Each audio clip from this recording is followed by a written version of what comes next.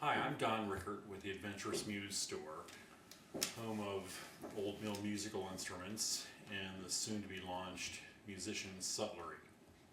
This is a free mini course in how to set up your modern fiddle for mid-1800s play, or even earlier for that matter. Most of what you need to do to have a bona fide 1860s fiddle is pretty easy, and some of it is a bit tricky. We'll start with the easy. The first thing you need to do is to lose the chin rest and the shoulder rest if you use either already. Neither of these were invented in the 19th century.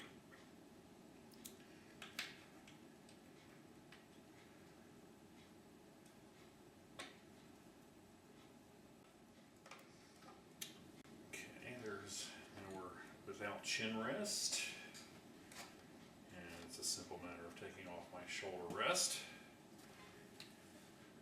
So this pretty much looks like a fiddle would have looked like in the 1860s.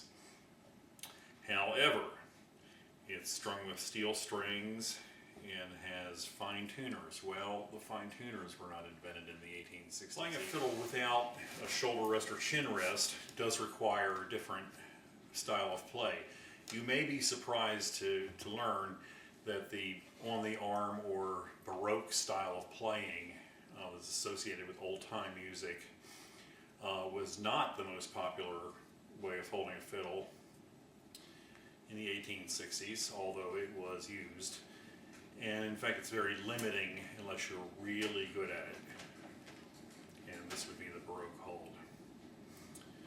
Far more popular would have been the transitional hold, which is not unlike the way you would hold a fiddle with a chin rest and or a shoulder rest. But you're pretty much resting the fiddle on your shoulder blade and with very little pressure, clamping down with your chin. You don't want to clamp down too hard though, and you want to try to avoid the tailpiece, because if you touch the chin, your chin against the tailpiece, you're going to mute the sound of the fiddle a lot.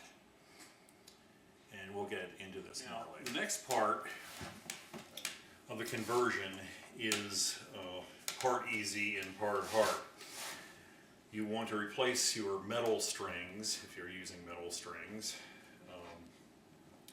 with either real gut strings, which run about $150 for a good set, or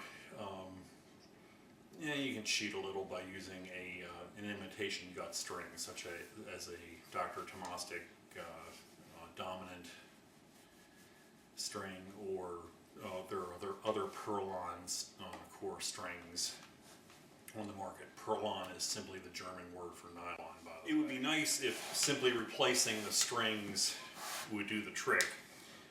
Well, it won't. Because in removing the fine tuners on most fiddles, and I've seen a lot of them, hundreds as a matter of fact, the fine tuners are the tuners, because the actual tuning pegs are so poorly fit. Both the peg holes and the pegs themselves are worn out so badly that people use them just to get kind of close and actually tune with the fine tuners. And if you're an experienced fiddler, you know what I'm talking about. And if we can have a close-up of these pegs.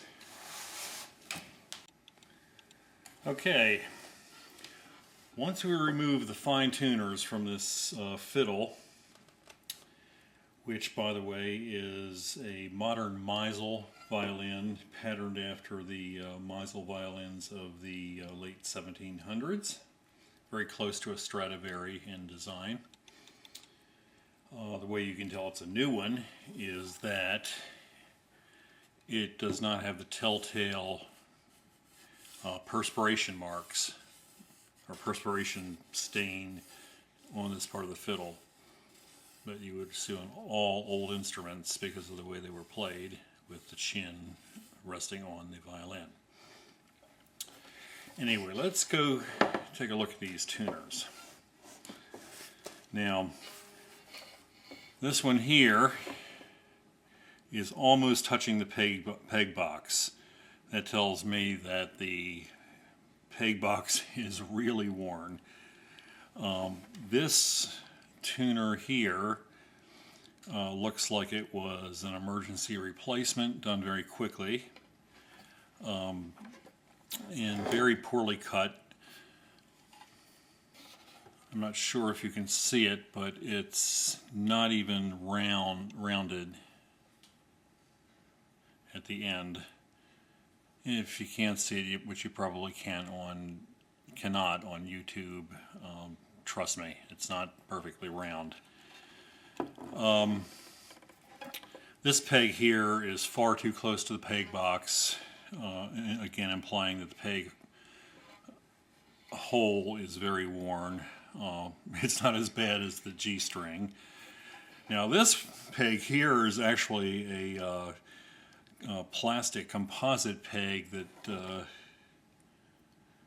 I recognize as a Juzek tuning peg, which were not bad pegs when they were being made, but this looks like another emergency replacement, and it doesn't really fit.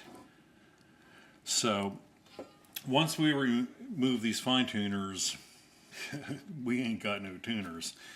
Let me show you.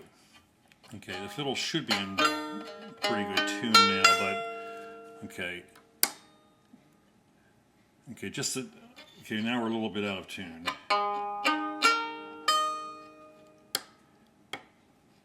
If you can hear that creaking, it's actually, the string is actually skipping. There's no smooth motion at all. The best we can do is get it close to an A and then get it just right with a fine tuner.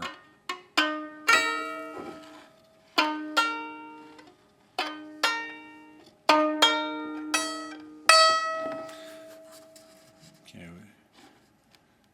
actually it was the E string I was messing around with.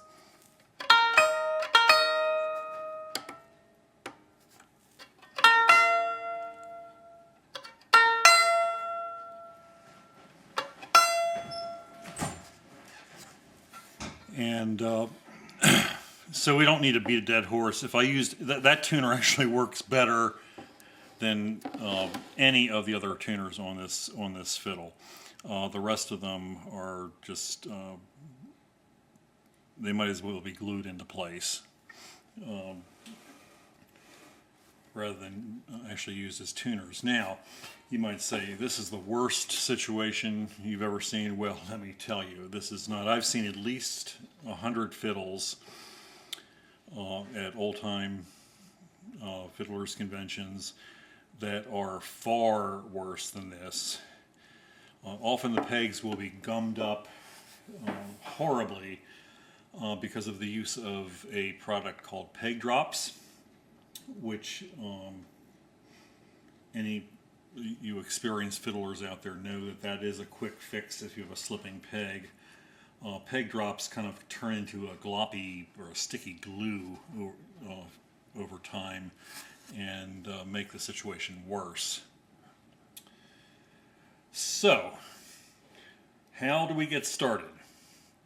Well, we're going to start by taking off the strings and assessing the peg box situation.